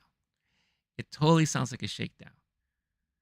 It's like, we deserve our cut, and this is what we think we deserve. Residuals, consultation, fees for said consultation, and we want you to create a grant that pays X amount of money to an unknown filmmaker that we're probably supporting, and we're including in on this thing. I would be very surprised to hear if Lionsgate does anything with this, because I don't think they're going to budge on anything here. I don't think there's any legal standing if they decide to sue. It again, I hate to say it like that, but I just don't see this happening, and it sucks. But at the end of the day, that's what it is. I mean, I wish them the best, but it does sound like a little bit too late and a little bit too after the fact. And you hate to see it, but that's basically what happened there. I'm sure it's quite possible the closer we get to Lionsgate releasing more details and information about the new Blair Witch Project reboot, the more we hear about that, then I'm sure we're going to hear more about what's happening here with those original crew. But it just doesn't sound like it's going to be anything that they're going to be happy with, because I just don't think they're going to get anything out of anything. But that's just my opinion. We'll see what happens. Some interesting stuff last week about Netflix came out last week, because Netflix had their earnings call last week, right? And it sounds like things are going well for the most part for them. I think cracking down on passwords really helped the company with their bottom line. It helped grow their subscriber base. They reported that, and I'll just share this here with you, Netflix added 9.3 million subscribers in the quarter, growing its lead in streaming, which is a huge amount of money. And I think a lot of that had to do with cracking down on passwords, and I think coming out with that low-end ad-supported subscription tier. and I've said this in the past before, whatever Netflix does that is seen as a success, expect every other platform to follow suit. And we've already seen it happen. We've seen Prime do it. We've seen Max do it. Hulu, Disney Plus. Paramount, I don't know what's going to happen with them. I think they're eventually going to merge with somebody. And I'll talk about that in a minute. And Peacock, right? Peacock basically started out their service with like these ad tier supported subscription levels, right? So they also announced that, moving forward, they're going to stop reporting quarterly subscriber numbers starting with the first quarter 2025 earnings because the company is now more focused on other metrics. So now it begs the question, what is their primary focus now? If it's not going to be subscribers, which that seems to be the leading charge every time when it comes to how successful is a streamer. How successful is a streamer? Is it because of subscriber base? What is it? So now they're going to be looking at something different. The company said the change is coming amid different pricing for plans and a greater focus on revenue and engagement. I have a feeling this has a lot to do with the strikes and what they need to now report in order to appease the actors, the creatives, the directors, and the writers. So it says here, I'm back on the Hollywood Reporter, Netflix will stop reporting quarterly subscriber numbers starting with its first quarter 2025 earnings, as the company says it's more focused on other metrics. Additionally, the streaming giant said Thursday it would stop reporting average revenue per member, which it refers to as ARM, ARM. The company had already stopped providing guidance on paid membership numbers starting in 2023. In the company's earnings report, Netflix said the decision came amid rising profit numbers. As we've noted in previous letters, we're focused on revenue and operating margin as our primary financial metrics and engagement, i.e., time spent, as our best proxy for customer satisfaction. In our early days, when we had little revenue or profit, membership growth was a strong indicator of our future potential. But now we're generating very substantial profit and free cash flow. The earnings release reads. What the hell's wrong with me? You blew it! Yeah, sorry about that. We're also developing new revenue streams like advertising and our extra member features. So memberships are just one component of our growth. In addition, as we evolved our pricing and plans from a single to multiple tiers with different price points, depending on the country, each incremental paid membership has a different business impact. The company will continue to release breakouts of revenue by region each quarter, as well as the FX. Additionally, Netflix also start to provide annual revenue guidance. We'll also announce major subscriber milestones as we cross them. The announcement arrives amid growing subscriber numbers and profits at Netflix.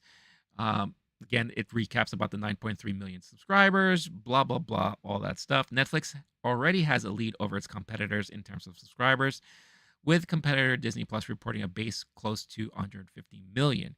The company's numbers have also been increasing amid its crackdown on password sharing, in which borrowers can be converted to new users.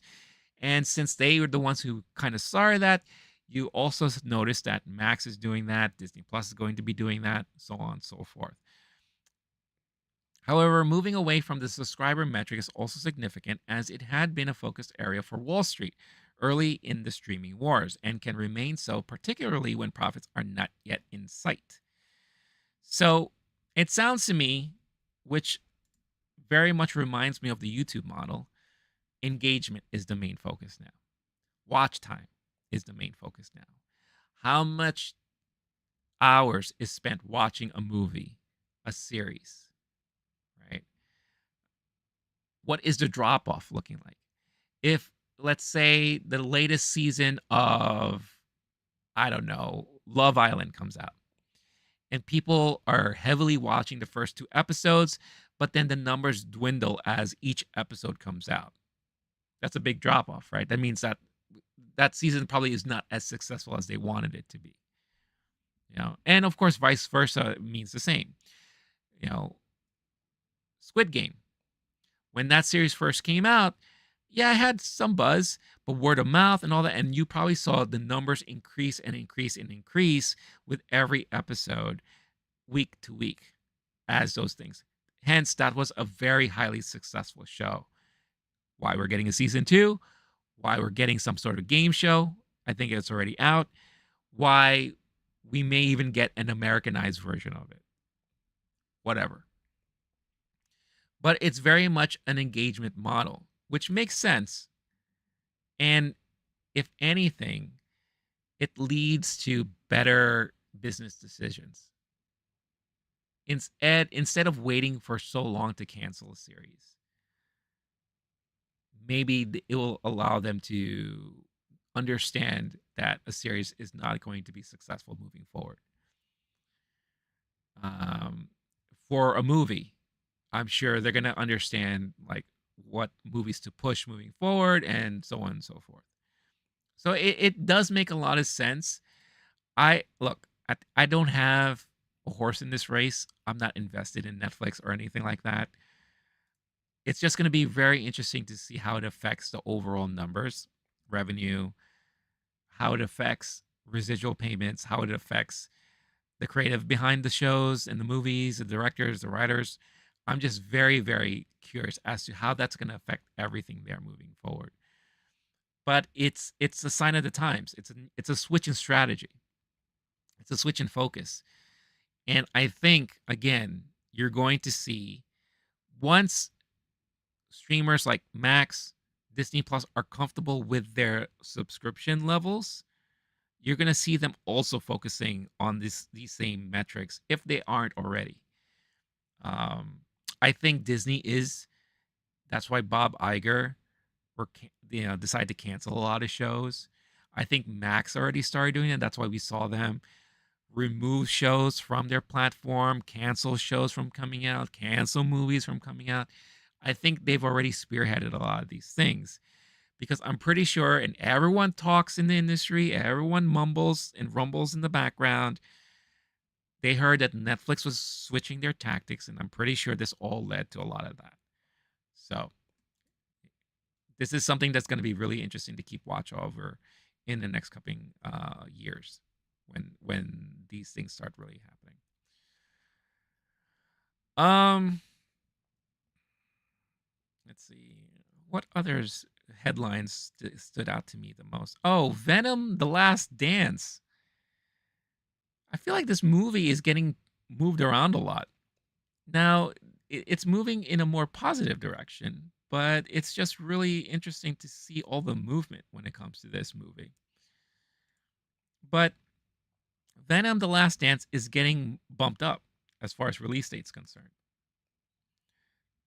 So let me see if I could just fit this in here. Sony Pictures has reportedly moved up the third and final Venom movie by 2 weeks.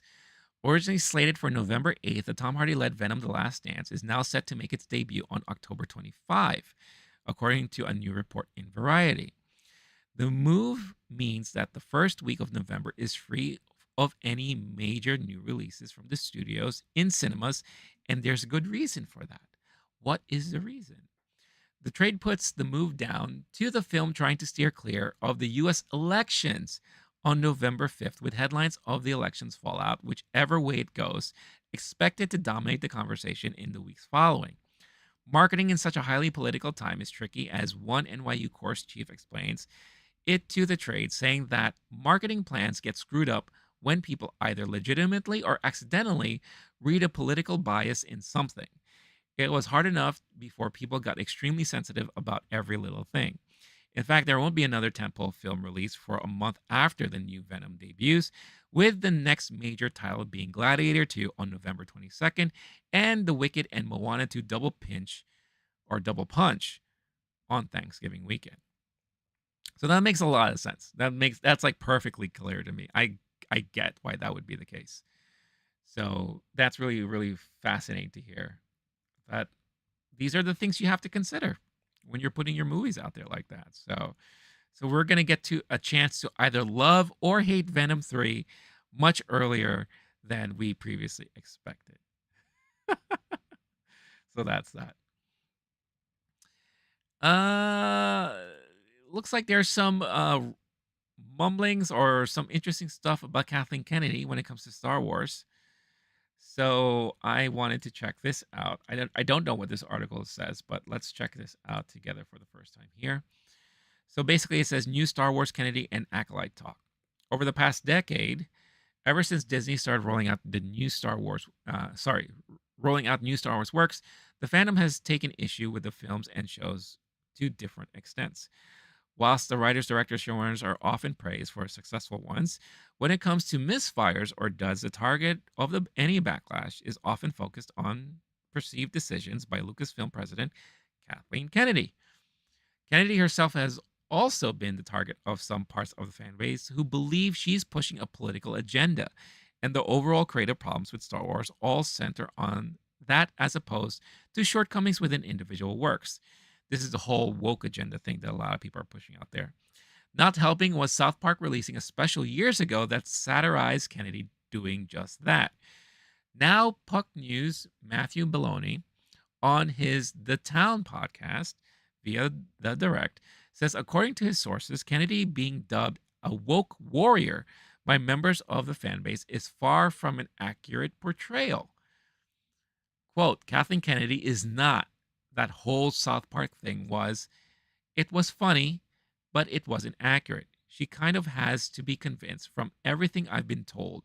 She kind of has to be convinced to do this stuff. And there's still never been a female director of a Star Wars movie. I'm very critical of Kathleen Kennedy, but I don't think she's gone overboard on the diversity stuff. The comments come ahead of the Star Wars TV series The Acolyte launching in June, and series star Daphne Keane telling EW that it aims to beat one of the most celebrated lightsaber battles in history of the franchise. That's a bold statement. We want to top the Darth Maul fight, the most iconic fight, I think, in the Star Wars cinematic universe. It's such an amazing fight, and we were also excited about the saber fights. There's such a skill and craft to it, and it feels so OG Star Wars and feels so impressive when you see it as a viewer. In addition, the Hot Mic reports that Supergirl alum David Harewood has joined the cast of the series in an undisclosed small role. The Acolyte premieres on Disney Plus on June 4th and comes ahead of launches of Skeleton Crew later in 2024 and Andor Season 2 in early 2025. Look, I'm all cool with Daphne Keane being excited for her series. Daphne Keane is also everywhere now. I mean, she was. Let's run down this amazing luck of an actress. She played the young Gamora in Avengers: Infinity War / Endgame. She played the young Ahsoka in the Ahsoka series. She is going to be in the Acolyte now. She's also in the Borderlands movie coming out. And there was this one other thing that she was tied to. She's everywhere. And I get it. You're excited for your series. You're excited for, Star Wars and your lightsaber fight and all this kind of stuff like that. But to claim that it's going to top or beat the Darth Maul fight? Wow. That's some statement. As AKB Mobile says in the chat, that's a bold statement, homie.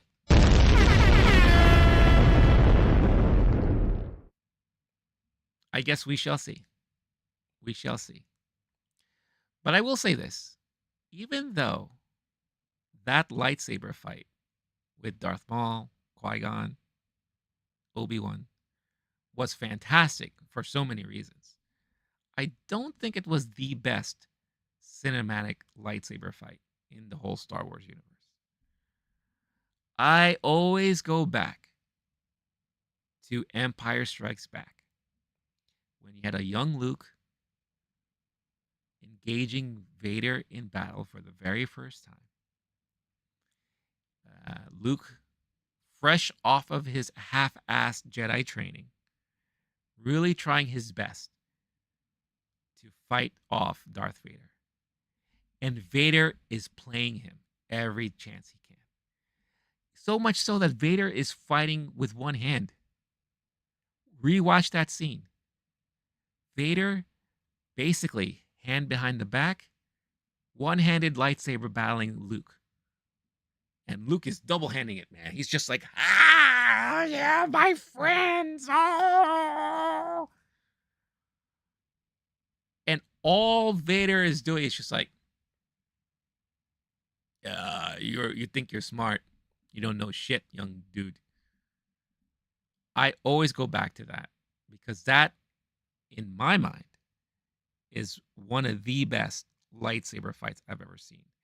Then you get the two-parter, the second part, going to Return of the Jedi, where the roles start to reverse.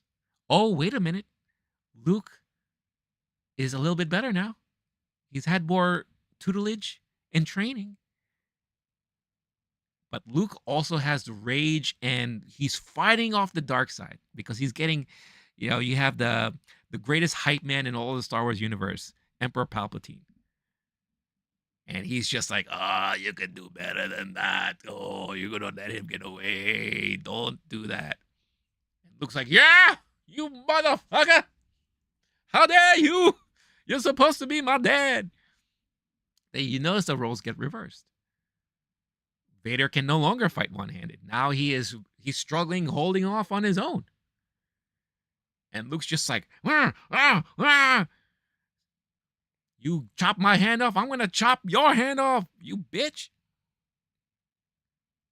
So I love the contrast between the two. Those, in my opinion, best lightsaber fights in all of the cinematic. I'm not covering the TV shows. I'm saying cinematic release of Star Wars. Those two, with Empire being number one. But it's a great two-parter when you go into Return of the Jedi there. Fantastic saber fights. And yes, the Darth Maul fight was indeed impressive. And at the time, I was hyped when I saw it.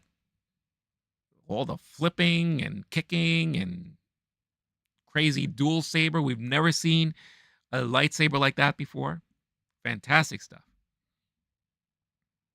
But storytelling-wise, go back to Empire and Return. And those are my favorite. So let's see what happens with this show, Daphne Keene. Maybe you're just a little bit too hyped because you're promoting your show and all that. But yeah, but the main thing here, before I go on, AKB says here, Luke versus Vader in episode 6. Yeah, that's Return of the Jedi, yeah. Then Obi-Wan Anakin versus Count Dooku in episode 2, which led to the Yoda versus Dooku fight. That was a good one. That was definitely good. Those are his favorites there. The great thing about the Obi-Wan Anakin Dooku fight was Anakin gets basically wiped out early. And it's Obi-Wan trying his best to fight Dooku. The funny thing, too, about that is I think they were trying to mask how slow Dooku is, the actor, because, he's older, right? So if you remember, there was this one moment, it was in darkness, and all you see is the light of the saber going back and forth, and you see Anakin, Dooku, right? You just see like that. That was an interesting, like, cinematic filming of a saber fight that we didn't see the saber fight. We just assuming that they're going back and forth there, but it was just all lights. So it was very well, I guess, choreographed in that sense. I did like that quite a bit. Of course, Duel of the Fates is a great theme to have behind those things. And the crazy Yoda fight was insanity. That was just insanity with the flipping and the spinning and all that. But yeah, you see that you put it perfectly there. It was a chess match. And you could also see how green Anakin still was. Because you remember right before they started, Obi-Wan was about to tell him strategy. He was about to say, all right, and Anakin was just like, YOLO, Leroy Jenkins, just straight up in there. What happened? He loses an arm and he gets knocked the fuck out. Idiot. And Obi-Wan tried his best to hold on his own, but he was really reliant on, this was supposed to be a 3-way fight. Well, a 2 versus 1 fight. And I just lost my idiot of Padawan. So in a way, that's also a great contrast. A great contrast of Obi-Wan was the Padawan to Qui-Gon when they fought Darth Maul. And you could see how a well-trained and disciplined fighter would approach a battle 2 versus 1 versus someone who's a little bit unhinged and not really thinking strategy-wise. And I'm not saying he wasn't trained right. It's just he had like this zest in him. He had like this unhingedness to him. Just like I'm sure, just like, you know, like we've seen from other people before. But he just wasn't ready. He just went full emotion, which is, you know, again, another sign of the dark side, right? And I remember you could kind of see like Obi-Wan's face, just like, what the fuck? Like, it was just amazing. And then Dooku gets so assed out by Anakin in the movie after that. So much that he was pleading for his life until he gets his head chopped off. Dooku and Obi-Wan playing chess. Damn dummy Anakin playing checkers. Yeah. Yeah. But and this is why I will always say George Lucas can write great stuff. He wrote that. He wrote that those were the things that were going to happen. And to a certain extent, yeah, he also directed that moment, right? And you could see the brilliance in Lucas when you think of that stuff. But I still hold to my stance that Lucas just should have never directed all of those movies. You know, he had his hands too much in everything. And he had nothing but yes men around him. So of course no one can speak up against him. But at the end of the day, he can still create and write great stuff in this world that he created. You know, it's just unfortunately, and now we can look back and we can kind of appreciate it a little bit more so now. You know, there is the generation that grew up as that being their first Star Wars will constantly still love those Star Wars movies. And we are now seeing it through their eyes as an older generation. And we can now kind of learn to, or try to appreciate it more so now. I still consider them to be terrible movies, but there are moments in them that still are very strong. Now going back to Kathleen Kennedy, I feel like this is a lot of hearsay. Who knows really what she's like, unless she comes out and says, no, I don't push the woke agenda. No, I don't do this and that. But it's kind of hard to not think that maybe there is a part of her that is trying to do this. Because there does seem to be a lot of forced representation with stuff that she is overseeing. Not saying it's all bad, but it does feel a little forced at times.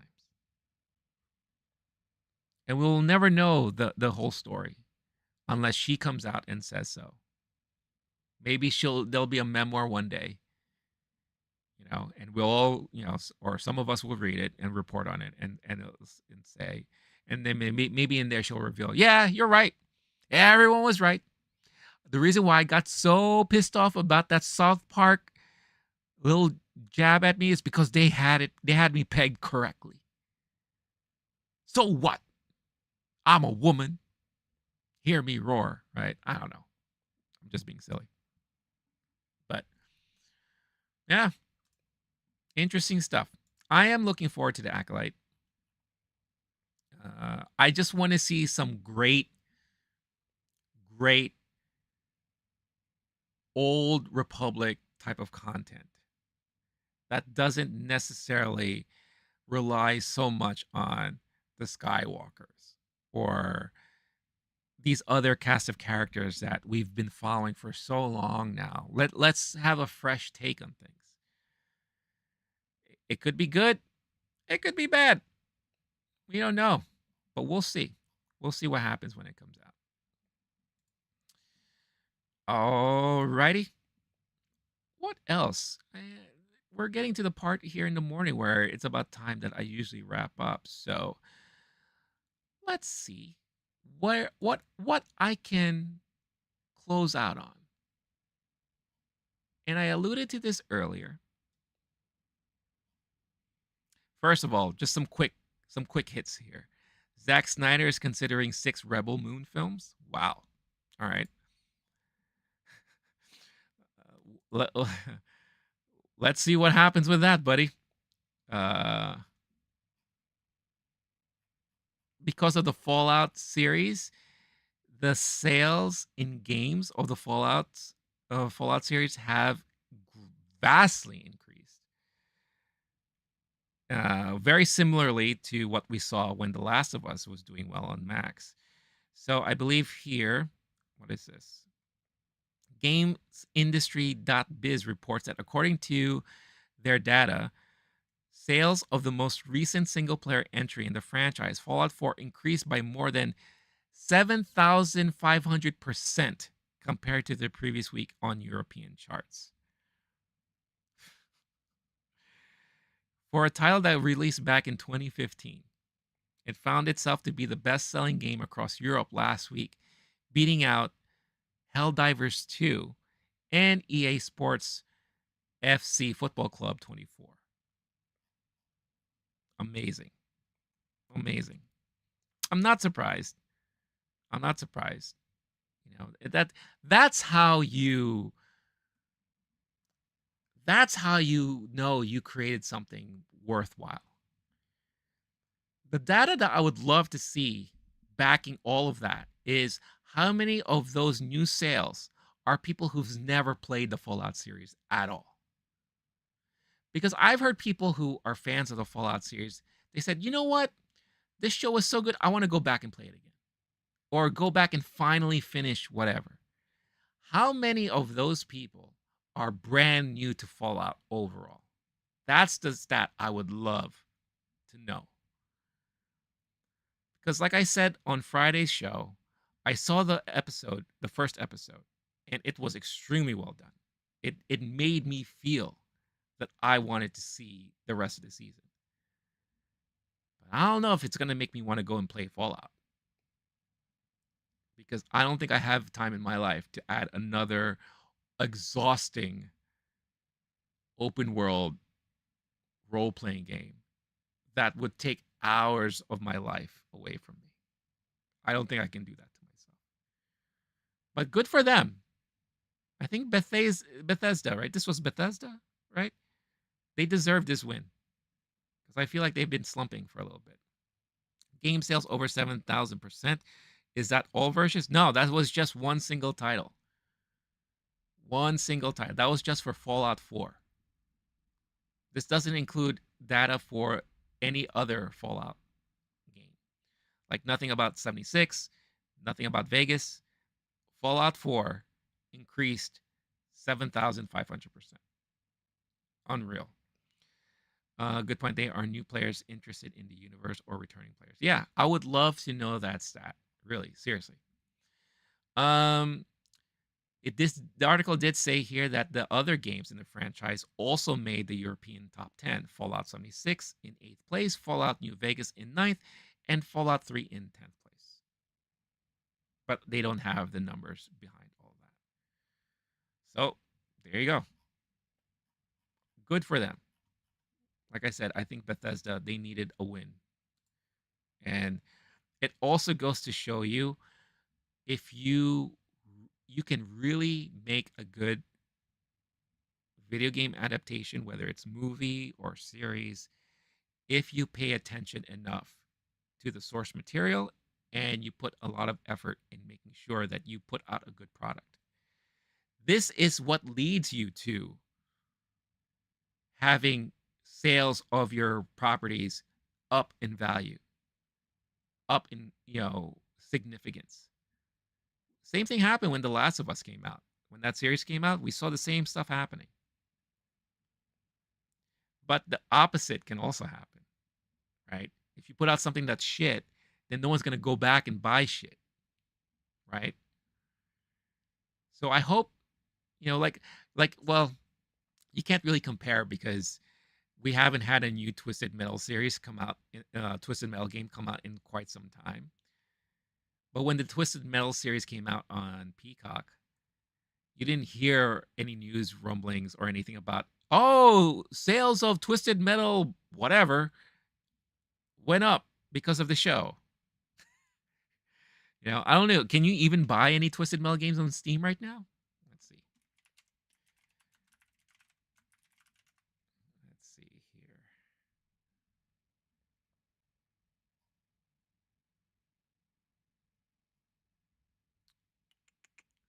here. I am searching on Steam. It doesn't look like you can. Yeah. They don't have any Twisted Metal games on Steam right now. Can you buy any Twisted Metal games on PSN? Let's see. Yeah, you can. You can buy Twisted Metal, the original one, for $10 on PSN. It's also included as PlayStation Plus Premium. So it is available for PlayStation owners. But you'd never heard once anyone say, oh, we saw an increase of sales of Twisted Metal recently because of the Twisted Metal show. No. Because even though I haven't watched the entire season, I just saw the first 2 episodes. I didn't think it was that great. It was kind of funny, but also kind of cheesy. So yeah. And I heard that Anthony Mackie guy is a fucking douchebag. I heard he's very disrespectful to his fans. I heard he's like the worst celebrity out there. So why would I ever support someone like that? You blew it! Fuck off!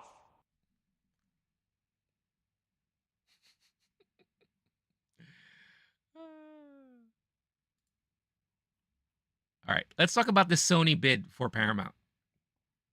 We'll cap things off the morning with this piece of news.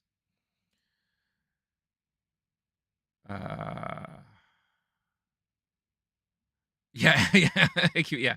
That Mackie is such an asshole. You're right. Yeah, can't even say hi to someone at a gas station. How dare he? He ruins it for everybody. So okay, so real quick, Paramount, they need money. They're kind of struggling right now, and they've been entertaining offers. It's been reported now for like at least several months. I believe there were rumors about them talking to Warner Brothers. I think there were other studios and independent firms talking about possibly buying them.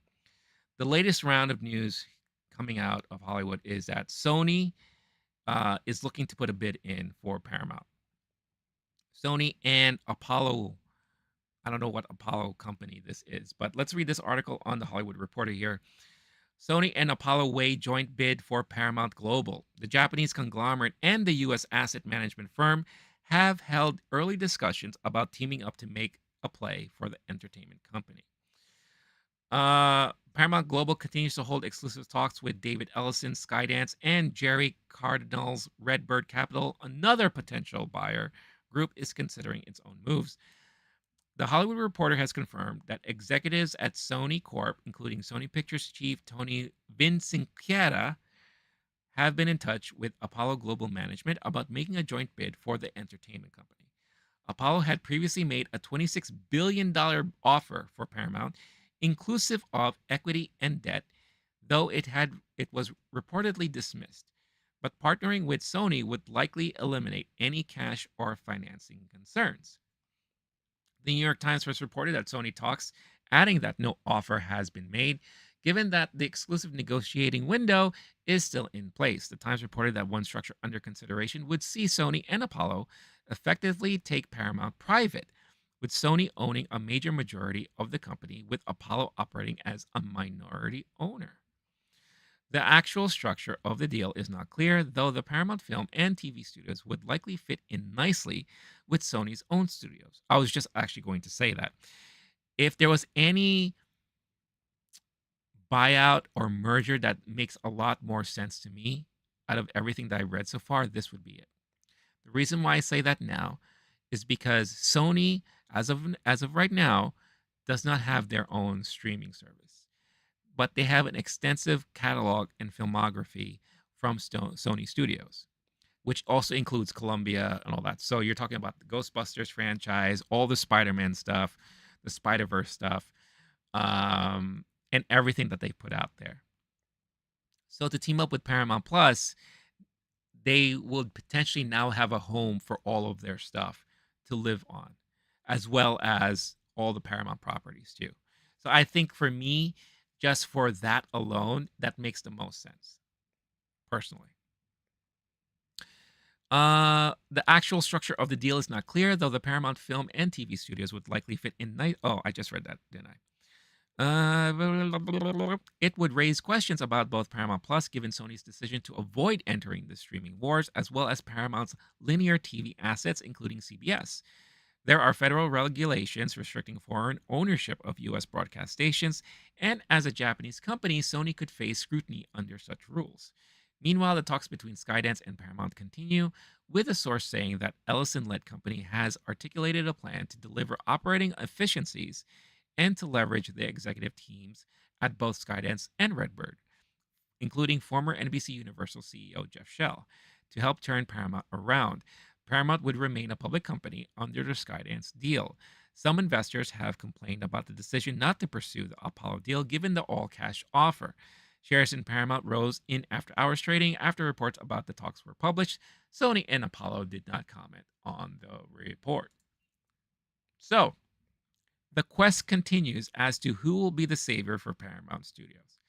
Like I said already before, I do think it makes a lot of sense for Sony to be part of this, because you now just increase your content level on Paramount Plus. And Sony has enough money, I think, to kind of help Paramount a little bit. As far as getting them out of whatever debt that they find themselves into, that is yet to be determined. I mean, Sony has their own debts right now, from what I remember, or from what I can remember reading at least. So, I don't know. I think just as a lover of film and TV and that type of content, I would love to see them merge together so that Sony now has their own home for streaming. If it goes to Skydance, look, Skydance is a pure movie studio. So I could see them understanding the needs for Paramount Studios, to get things back on track for them. For me, that makes sense too. But we'll see what happens at the end of the day. This is just all talk and conjecture at this point. We don't know what's going to happen. I just hope Paramount Plus can survive, because I like that studio. I like the properties involved. I mean, you're talking about TMNT, Top Gun. There's so many other things that is under the Paramount umbrella. It would suck to see them go away. There's a lot of rich history there in Paramount. So, and not to mention the Star Trek universe. I mean, that alone, you could tell a studio is struggling when the Star Trek universe alone cannot save them, despite all the amount of Star Trek content that they're putting out there. So, we'll see what happens. But at the end of the day, it is what it is. And that's the morning show, y'all. Thank you again so much for tuning in, hanging out with me. I hope you enjoyed that Deadpool trailer reaction at the very beginning of the stream. I'll make sure to clip that out because I'm sure a lot of people who weren't able to catch the stream today would want to see at least that portion of it. So I'll make sure to clip that out. But I will be back again live here on Wednesday. Remember, Wednesdays are my nighttime streams starting at 7 p.m. Eastern Time. I call it the morning after dark. The morning after dark. Get it? I thought it's kind of clever. AKB Mobile, thank you so much for joining and always your support and tuning in. And for all the rest of you, either here live quietly on shorts or on the regular format, or who will be watching on the replay, thank you so much as always for all your support, checking things out. Don't forget like, dislike, subscribe, all that YouTube stuff. Heading on out. Have a great rest of your day and great start of your week. Peace out, everybody. Bye-bye.